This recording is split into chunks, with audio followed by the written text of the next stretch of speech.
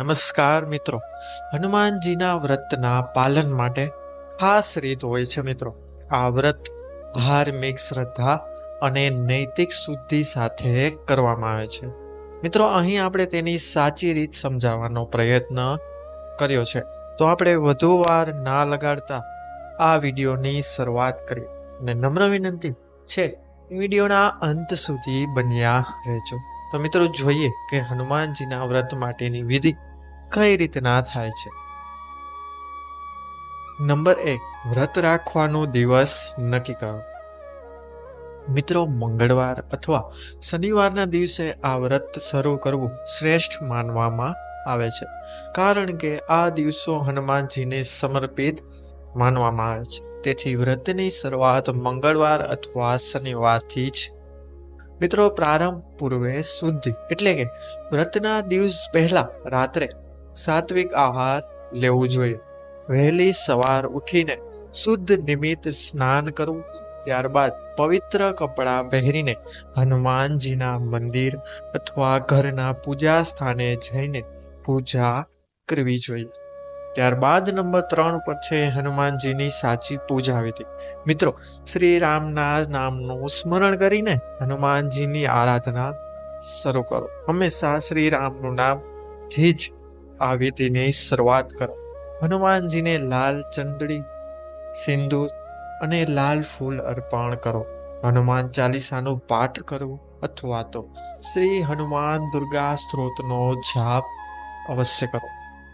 મિત્રો હનુમાનજીને ગુડ અથવા ચણા પણ ધરાવવા એટલે કે પ્રસાદી રૂપે ધરાવવા ખૂબ જ શુભ માનવામાં આવે છે.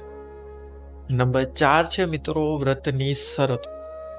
મિત્રો સંપૂર્ણ વ્રતમાં ઉપવાસ રાખવો અથવા ફળ આહાર અથવા સાદો અને સાત્વિક આહાર લેવો તે ખૂબ જ જરૂરી છે. દિવસ દરમિયાન બ્રહ્મચર્ય એટલે કે નૈતિક શુદ્ધિનું ખાસ પાલન કરવું. સ્નેહ, ક્રોધ અને દોષો ટાળવા ઉપર ખાસ ધ્યાન આપવું. નંબર 5 ઉપર છે મિત્રો સાંજની પૂજા. ફરીથી સાંજે હનુમાનજીની આરતી કરો અને ભક્તિપૂર્વક પ્રાર્થના અવશ્ય કરો. દીવો પ્રગટાવી શાંતિમય વાતાવરણમાં ભજન કીર્તન અવશ્ય કરો. નંબર 6 ઉપર છે મિત્રો વ્રતનો ઉદ્દેશ્ય એટલે કે હનુમાનજીને મનમાં રાખીને આ વ્રત કરતા રહેવું જોઈએ તથા આ વ્રત હંમેશા સાચી નીતિ તથા શારીરિક અને માનસિક શુદ્ધિ સાથે જ કરવું જોઈએ. વ્રત પૂર્ણ થાય અંતે ત્યારે ગરીબોને દાન અવશ્ય કરો. મિત્રો આ વ્રતના લાભ કયા કયા છે? આ વ્રત કરવાથી મનોબળ, શારીરિક શક્તિ અને આત્મવિશ્વાસમાં ખાસપણે વૃદ્ધિ જોવા મળે છે. હનુમાનજીની કૃપાથી જીવનની દરેક મુશ્કેલીઓ ઓછી થાય છે.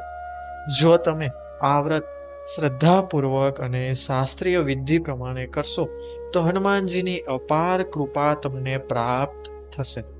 તો મિત્રો આ હતી એ માહિતી કે તમારે જો સાચા મનથી હનુમાનજીની પ્રાર્થના વિધિ કરવી હોય એટલે કે વ્રત રાખવું હોય તો તમે આ નિયમો અને ઉપાયો દ્વારા રાખી શકો છો અને જેનાથી હનુમાનજી 100% તમારા પર પ્રસન્ન થશે. તો મિત્રો જો આ એપિસોડમાં આપવામાં આવેલી માહિતી તમને પસંદ આવી હોય તો ખાસ વિડીયોને એકવાર લાઈક કરી દેજો. સાથે કોમેન્ટ બોક્સમાં પણ તમારા સાચા મનથી એકવાર જય બજરંગ બલી અને જય માતાજી અવશ્ય લખો, જેથી તેમની કૃપા તમારા અને તમારા પરિવાર પર બની રહે. અને મિત્રો તમે હવેના નેક્સ્ટ વિડીયોમાં કયા ટોપિક વિશે માહિતી મેળવવા માંગો છો તે પણ અમને અવશ્ય જણાવજો, જેથી અમે તમારી રુચિ અનુસાર એ વિડીયોની માહિતી, તમારા પ્રશ્નના જવાબ તમને આપી શકીએ. તો બસ મિત્રો આ વિડીયો હતો અહીં સુધી જ. અને એક ખાસ વિનંતી, જો વિડીયો પસંદ આવે તો વિડીયોને લાઈક કરીને, જો હજી સુધી ચેનલ સબસ્ક્રાઈબ નથી કરી તો ચેનલને એકવાર સબસ્ક્રાઈબ અવશ્ય કરજો અને બાજુમાં આપેલા બેલ આઇકન બટનને અવશ્ય દબાવો, જેથી અમારા નવા વિડીયોનું નોટિફિકેશન સૌથી પહેલા તમને મળી રહે. તો મિત્રો મળીશું હવે નવા વિડીયો સાથે, નવી માહિતી સાથે, નવી જાણકારી સાથે.